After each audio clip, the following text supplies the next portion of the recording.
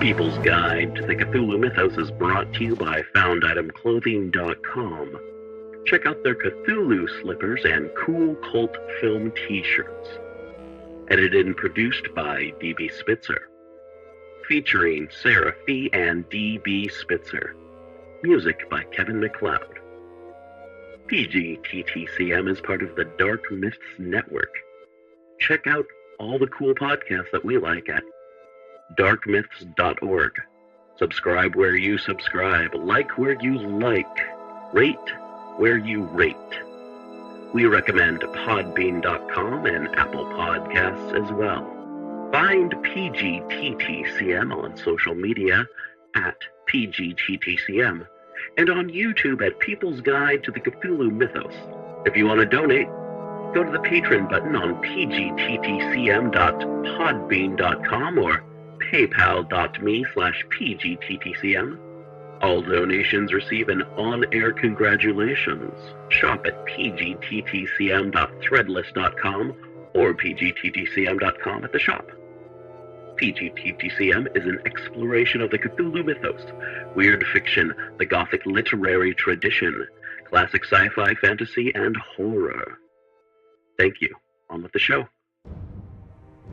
Section 3 of Tales of the Uneasy by Violet Hunt, read by Lisa Reichert. The Operation, Part 1. Yes, I think that might hang a day longer. I can finish up the mince for my lunch, and you must do something with the turkey legs for dinner. Let me see, and there's fish today, and then, well, suppose you make a savoury. Master don't care for savouries, ma'am. A sweet, then, I don't care. And that's all, I think. Mrs. Jo Mardell, in her neat morning shirt, coquettishly finished with a manlike tie, and the severity of her attire much modified by the bows and loops of waved hair that crowned her head, turned and was about to leave the dark basement of the little house in Kirriemuir Street, West Kensington, when a door in the upper regions banged. "There, he's off, and I wanted a cheque," Mrs. Mardell observed with mild irritation. She glanced at the kitchen clock with a degree of confidence she did not place in the elegant timekeeper cased in jewels that hung on the front of her shirt. "Why, it's only 10:30. "Master's early gone this morning," said the cook. "Gladys took his breakfast up only 10 minutes ago." She paused, then summoning her courage, she asked, "Ma'am, are people usually buried on Christmas Day?" "Why, you silly woman, it depends on what day they die. Who's been dying?" "I'll swear," said the woman eagerly, "that I saw a corpse being carried down the steps of number 13 just over the street opposite nearly a week ago, and I reckon it back Christmas Day. It's been worrying me ever since. Yes, I saw the mourners and hearse and feathers and all, done quite proper. I was looking out of the front staircase window." "Neglecting your work, Vance? Serves you right. You saw Whiteley's sail cart, perhaps. You were looking sideways through the red panes, and glass, you know, refracts oddly. Who lives at number 13? "Oddly enough, mum, I don't know, though I mostly could tell you the names of everybody in the street. I might ask one of the tradespeople, should I?" "Yes, do, if you like." Brrr! She shivered affectedly, strong in the pride of her health and good looks. "It seems a cold time to choose to be put into the ground. One would sooner be cremated this weather." Holding up her crisp befrilled skirts, the second wife of Joseph Mardell, the popular comic actor, who was just now drawing crowds to his Christmas extravaganza at the Quality, made her way up from the dark basement to the abodes of light above. Noiselessly she let fall behind her that swing door at the top of the staircase, which effectively divided the world of society from its service, and exchanged stone and oilcloth for soft carpets and silken curtains. It was a very pretty little house, her house. She admitted Joe into it. Her husband-lover, Joe. She had managed to keep him her lover. All wives should. She glanced, as she passed by, at the hat-stand in the hall.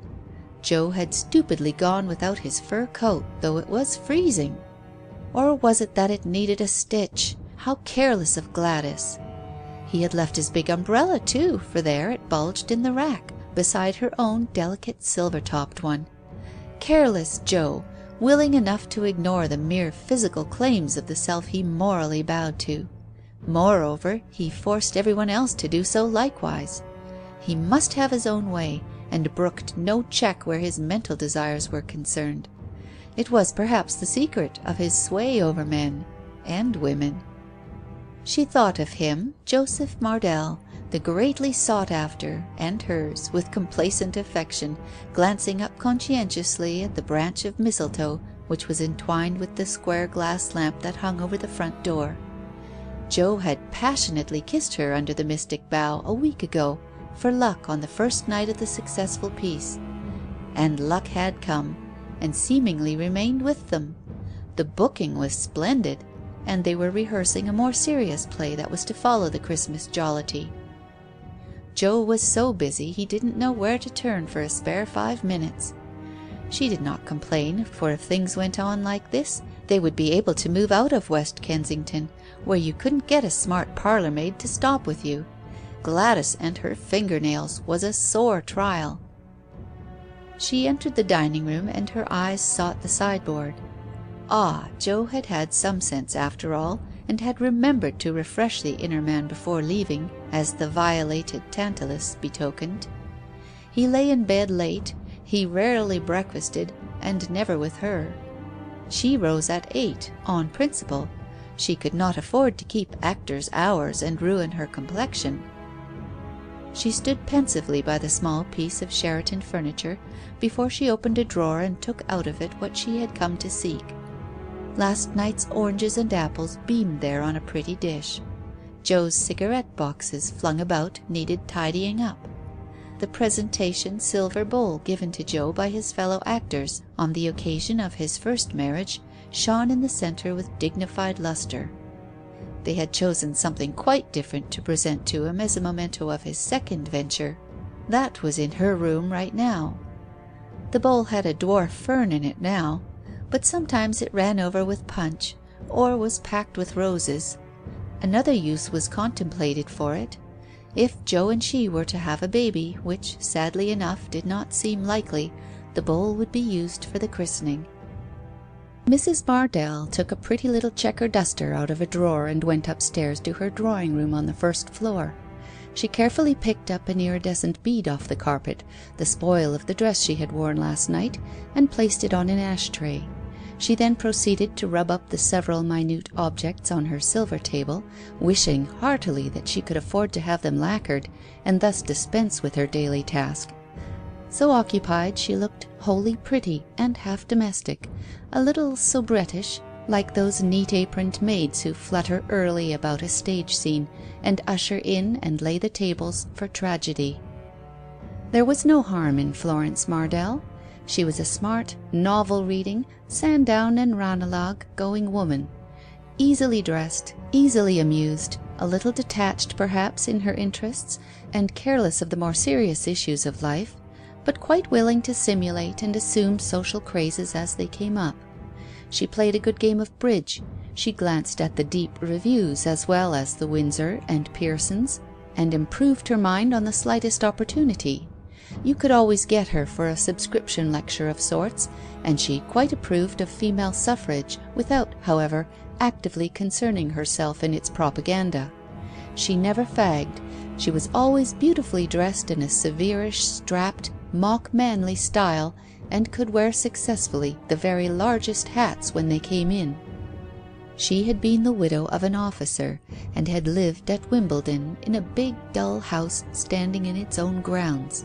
She had first set eyes on Joe Mardell playing a strong Macheath in the Beggar's Opera to the most ineffective Polly Peachum of Julia Fitzgerald. Miss Fitzgerald was his wife.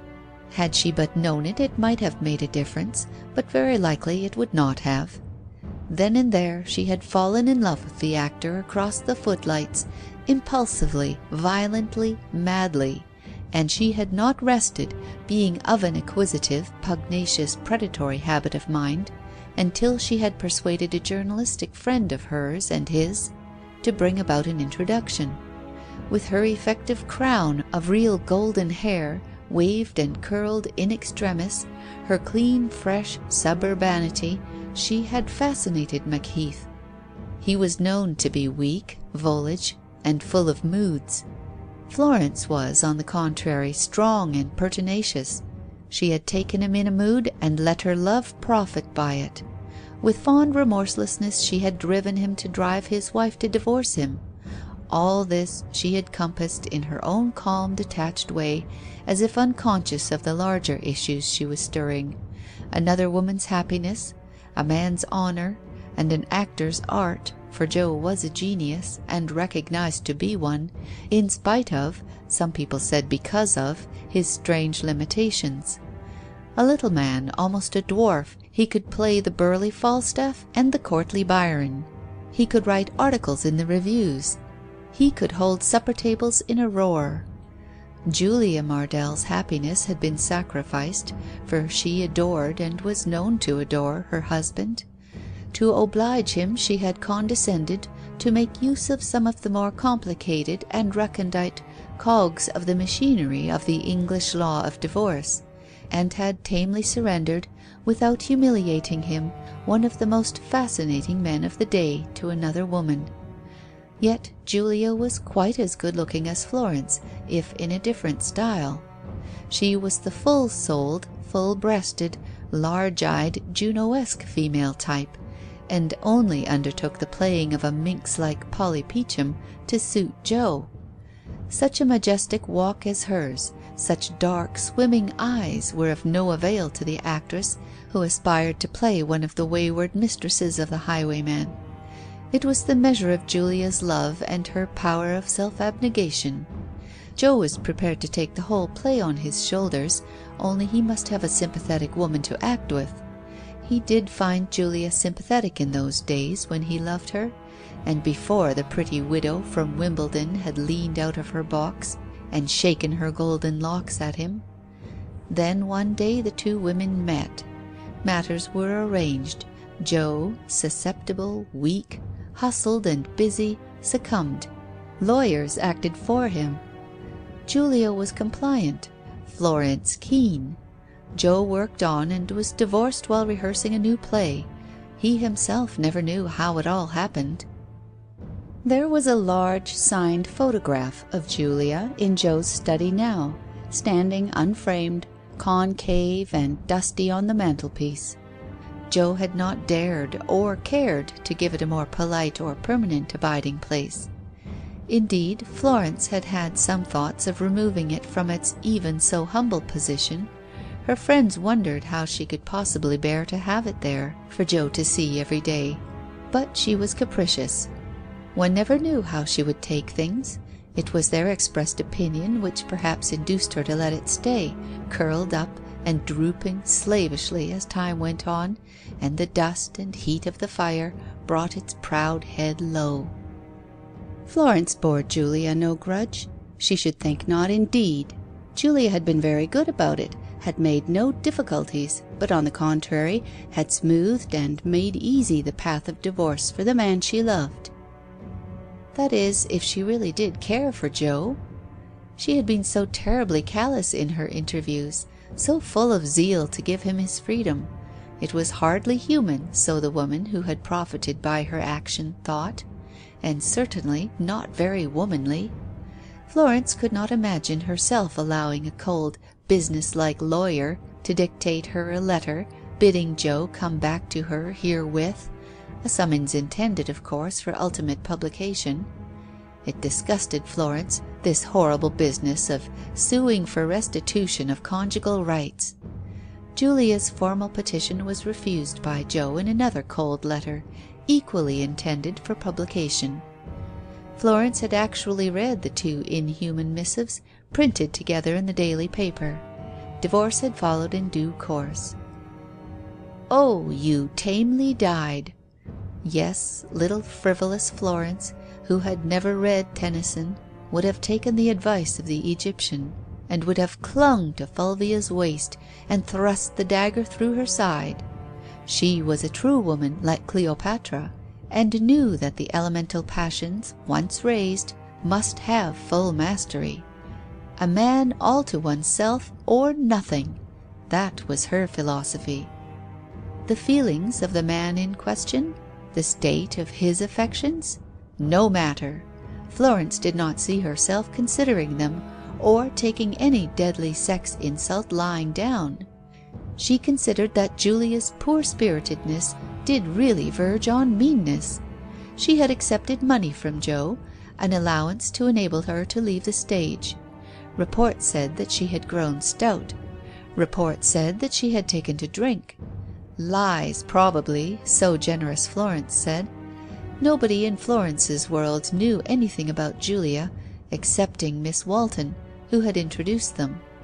And though the two women had continued their intimacy, it was with the tacit agreement that the name of Julia should not be mentioned between them. There were plenty of other subjects to talk about. Miss Walton was, like everybody else, more than half in love with Joe. Funny how they all were. Rather nice, for Joe's wife, since Joe did not bother with any of them.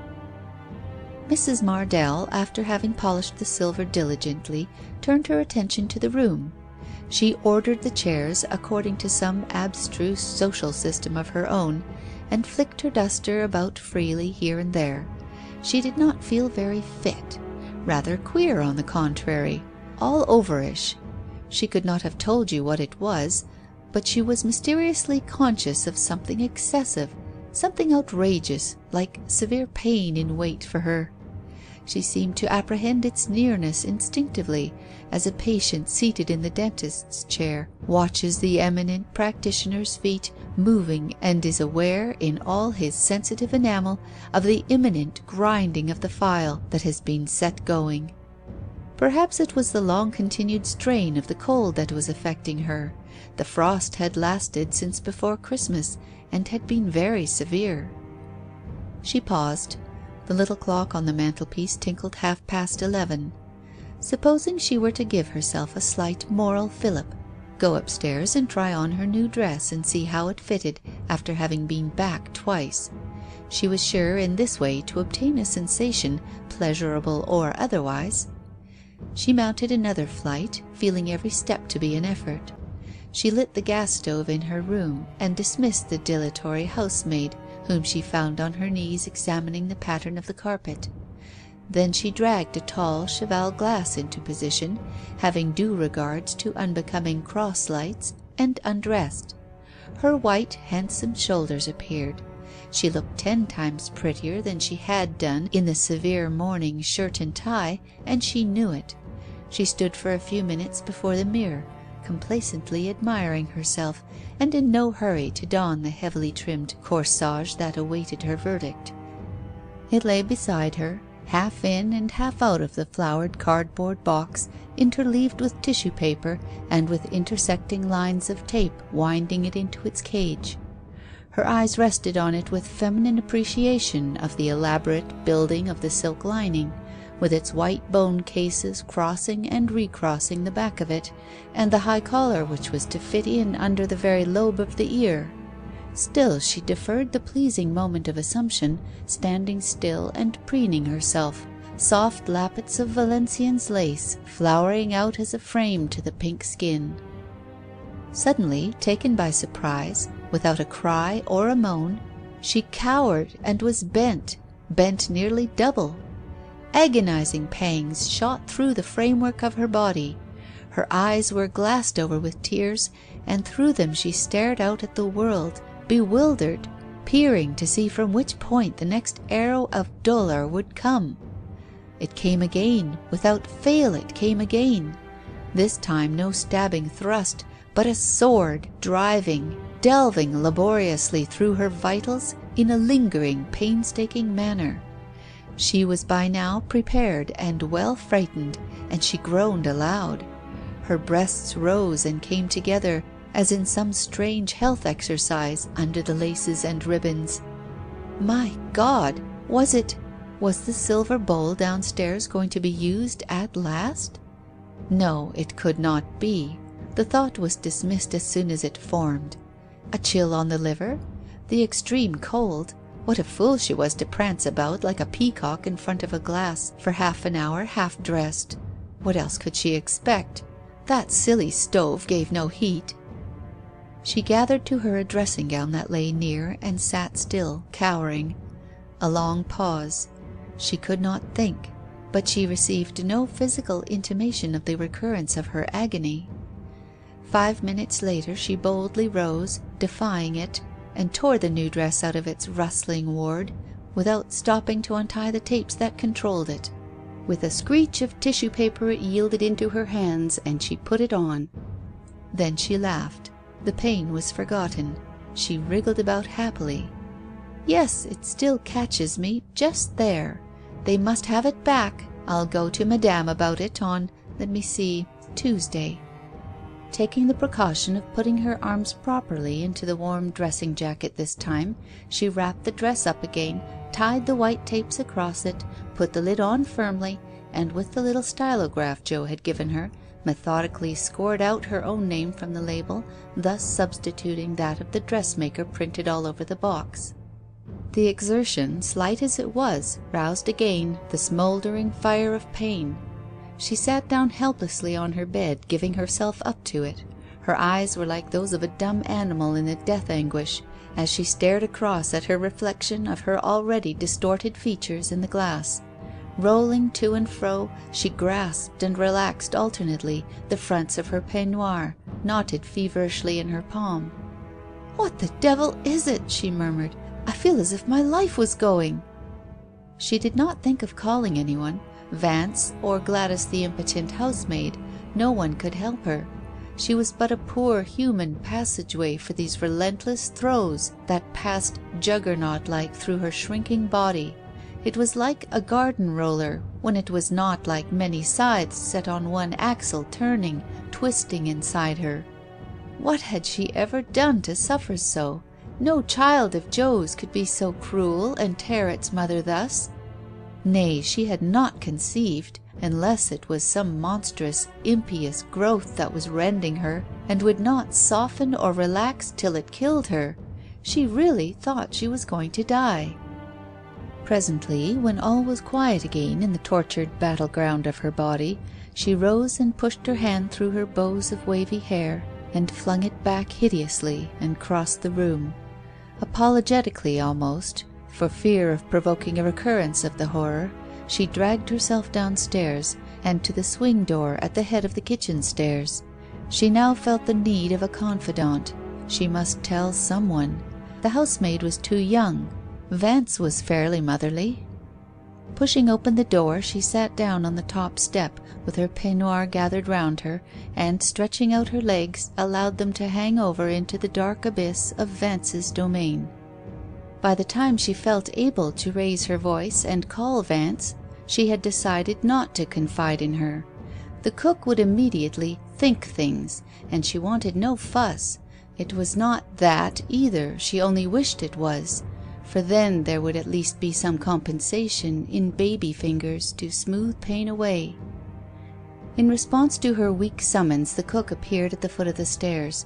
Even in the dim penumbra of a London basement, a person unpreoccupied by her own symptoms would have realized at once that Vance was discomposed, agitated in some unusual way. Her cap was hanging by one hairpin, her flowery arms were nervously rubbing one against the other. But Mrs. Mardell noticed nothing in other people to-day. She addressed Vance slowly and deliberately. "Vance? Please, I want you to make me a nice cup of tea at once.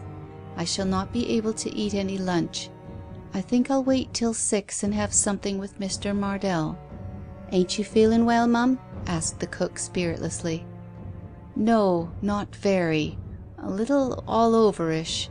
It will be nothing, only I don't feel like eating a solid meal." "Nor I can't say I feel like cooking it," Vance observed bitterly. "I'm that upset, I've been across and asked." "Asked what?" inquired Mrs. Mardell warily. "About the funeral that I saw with my own eyes leaving that house on Christmas Day. It's not natural, I said, to go getting buried on Christmas Day." Mrs. Mardell interposed patiently. "You don't mean to say you went and asked at the house if they'd had anyone die there? Really, Vance." "It's no good saying that now, Mum." I had to know. And it's only a nursing home, not a private house, so I've done no harm. And," the woman's voice grew low and hoarse, "nobody ain't died there. Not yet, that's all." She put her apron to her face. "Good gracious, Vance!" Mrs. Mardell cried. "Tell me more about it." "Ma'am, they've only got one patient there, a lady. She was going on all right, but she had a relapse this morning just about 11:30, their cook said it was. She had an operation 3 weeks ago, and no good, and it's got to be done all over again this afternoon at 2 o'clock, and they can't tell as it'll be successful this time." "Well, my good woman, don't you worry. Let's hope that the lady will get over it. People do, you know, or there would be an end of nursing homes. I really feel so poorly myself that I can't get up much sympathy with other people's aches and pains. Be quick and put the kettle on. Or is it boiling already?" "Yes, mum, you shall have it in a minute. Mum, you may not believe me, but I seen a proper funeral, and the hearse waiting, and the corpse carried out and down those steps, and the bearers with crape on their hats and so attentive, and one of them was no bigger than master. I thought of master the moment I saw him. And she was a big woman, for she took a big coffin." "You are settling that it's the woman who's lying ill there now who has got to die, I see. What's her name?" "I asked, but the girl didn't know, only that she was an actress." Mrs. Mardell gathered in her legs decisively. "Come now, Vance, don't stand there gossiping and unhinging yourself with fancies. Get me my cup of tea. I shall be all right, I expect, when once I have had something warm. Bring it to my room. I shall lie down a bit, I think." She rose to her feet, closed the swing door, dismissing Vance and her dreary soothsaying vision, and passed upstairs. Her day was spoilt. The pain did not seem to be going to recur, luckily, but the deadly feeling of uneasiness which had succeeded it certainly increased. Her legs were weak and could hardly carry her. People who have seen an apparition are said to feel just so. But as she reflected, it was Vance, not she, who had seen the ghost. She paused halfway up the stairs to look out of the window on the first landing, whence Vance declared she had watched the lugubrious tableau. Mrs. Mardell had never gone in for knowing her neighbours. It was wiser not, or else she would have been aware of the industry that was carried on at No. 13. A red brick sham artistic villa, just like her own house, like every other house in the street. She could only make it out by pressing her face against the window, and then she only saw it aslant and red through the vicious stained glass that occupied that particular pane. 8 steps led up to the front door of it, as 8 steps led up to hers. Surely it was awkward for the incoming patients, many of them presumably too ill to walk. She wondered what sort of cases they took there. It would depend. Julia, she had heard, had grown very fat, at 30. That indicated something abnormal in a youngish woman, something that had to be removed generally. She laughed. She wondered why she laughed. "Your tea, mum," said Vance, suddenly, at her elbow. "I thought I would bring it up to you myself." Mrs. Mardell was a little ashamed that Vance should discover her staring out of the window at the scene of her absurd cock-and-bull story. She turned and coldly bade the cook precede her to her bedroom with the tea. Vance accepted the rebuff meekly. She looked cowed and thoroughly upset, and as if no merely domestic trifle could affect her now, broken to tragic issues as she had been. The tea, as Mrs. Mardell had expected, revived her and enabled her to lay a nice little plan for a quiet afternoon indoors. She proposed to telephone for Miss Walton to come and sit with her for a bit. She needed something or somebody to pick her up. Of course there was Charlie Bligh, a nice boy whom both she and Joe liked. She might telephone him to come and take her out to dine, as he often did. But no, she wasn't looking Carlton form. It wouldn't be fair to Charlie to ask him to take out anything that wasn't gay and smart. Besides, it would be rather mean to leave Joe to eat his dinner all alone, when she had not even said good morning to him. She had often left him for dinner, of course, and he had never thought of objecting, verbally at least. But just now that he was so busy and overworked, she felt sure that he would like her sitting beside him at his dinner, even though she could eat nothing. She saw herself delicately invalidish in her soft draperies, picking at some grapes. She felt mysteriously drawn to Joe, dear Joe, who was working for her now, who never attempted to control her social movements, who took what she gave him and was always as ready to flirt with her as if he were not married to her. She had managed Joe so well. No, she wouldn't leave Joe tonight, but get Miss Walton, who would surely stay with her till Joe returned about 5:30 as usual. Miss Walton, over the telephone, signified her willingness to come and have a good chat. Mrs. Mardell made up her mind to take things easy. She was really unwell. She had eaten nothing since breakfast. She felt empty, shaken, swelled, and sore. She could not have got her exquisitely adjusted corsets on if she had tried, or endured the pressure of them round her body. A tea gown was clearly indicated. She assumed one, and a little lace cap that went well with it. Sighing deeply, she lay down on the rose-coloured chintz sofa in the drawing-room, shaded by a soft standard lamp, breathing timorously, existing furtively, unnoticed. She hoped it would pass her by, this brooding eagle of pain waiting to tear her. She had brought her jewel case downstairs with her and idly toyed with her trinkets. There were 3 trays lined with velvet. They twinkled with precious stones.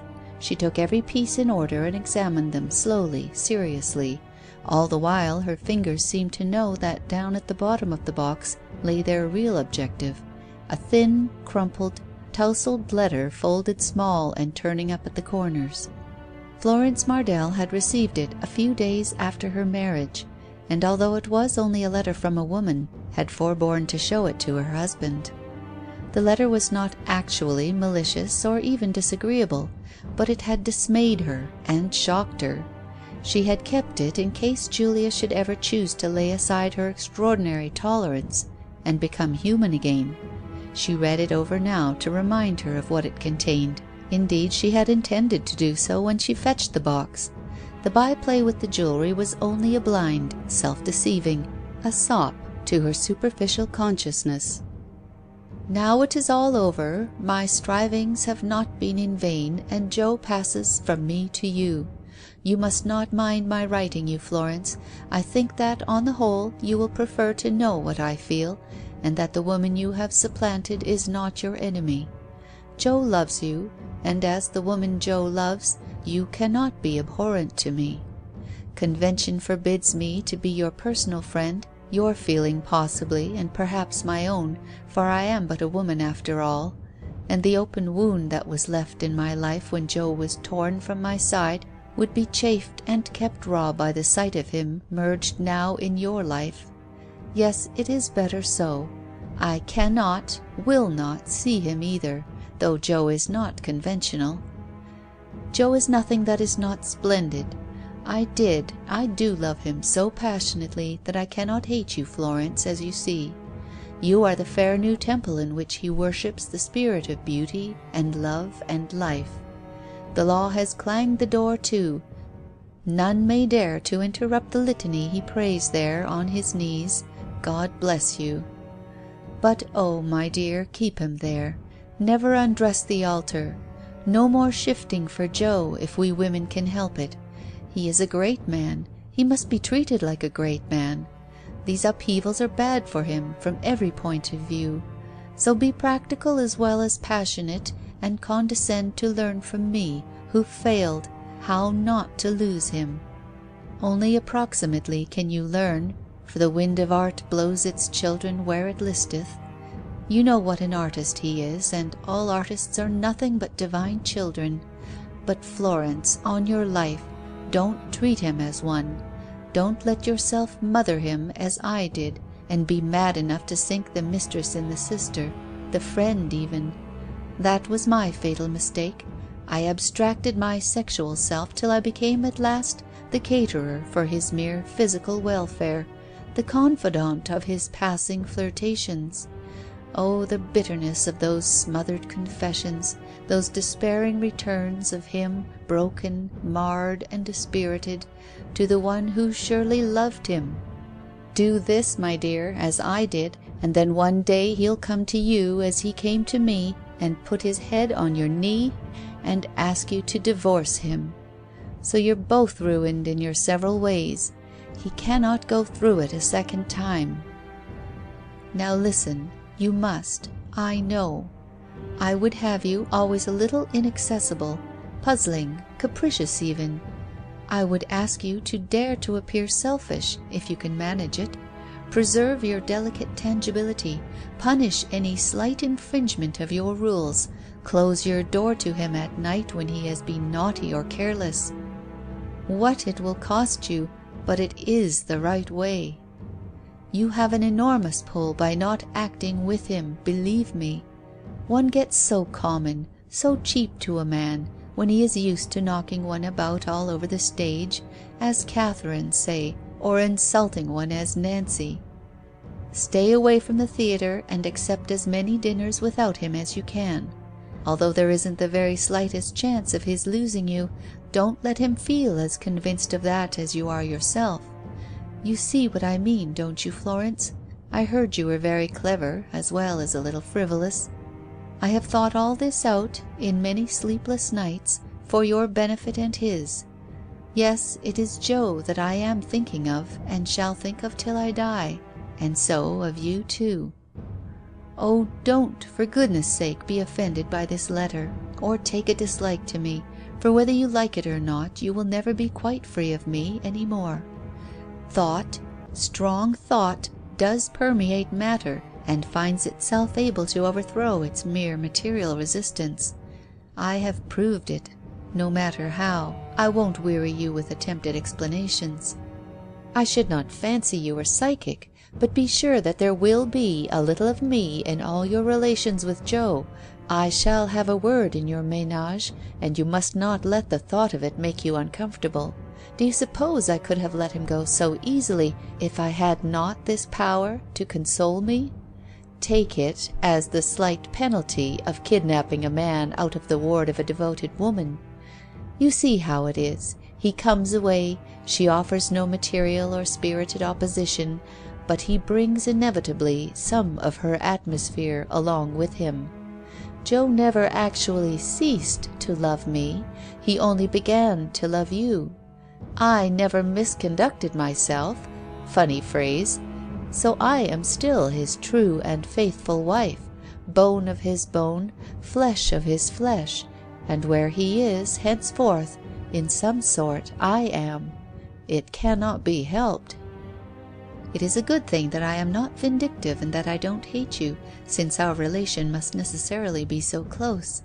I assure you that it will not inconvenience you, annoy you, or trouble you at all, at least not until the bands of the spirit are loosed in one of these great, bare, soul-stripped, unaccounted-for moments of life that come to all of us sometimes. Then, you know, one can't tell or foresee. The spiritual bonds and relationships assert themselves and enforce attention. I can't quite promise to shield you then, to free you from the circle of the charm, but are you so frivolous, Florence? Won't it interest you, awe you, soothe you? Ah, don't fear me, don't hate me, bid your flesh comply with me.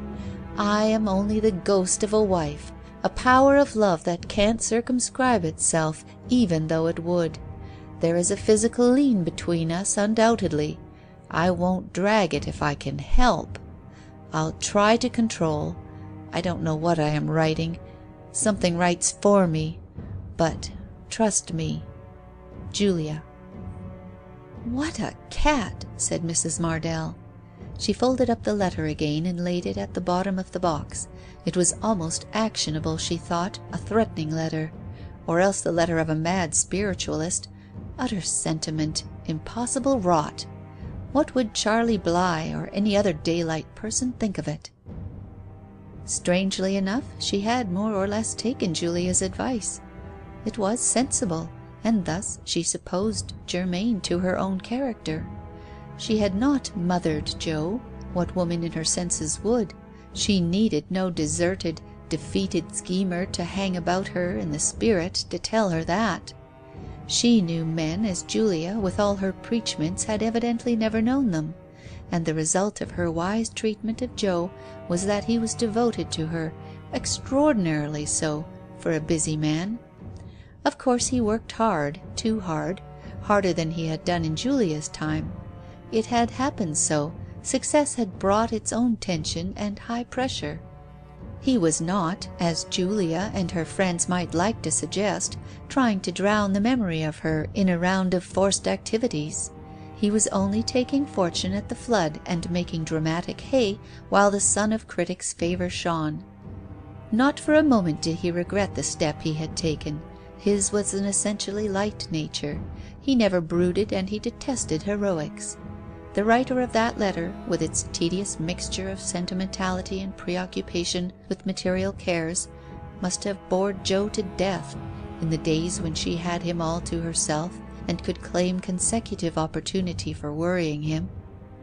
And now, of course, a masterpiece of supreme tactlessness, like all failures, she turned critic and took on herself to give good advice.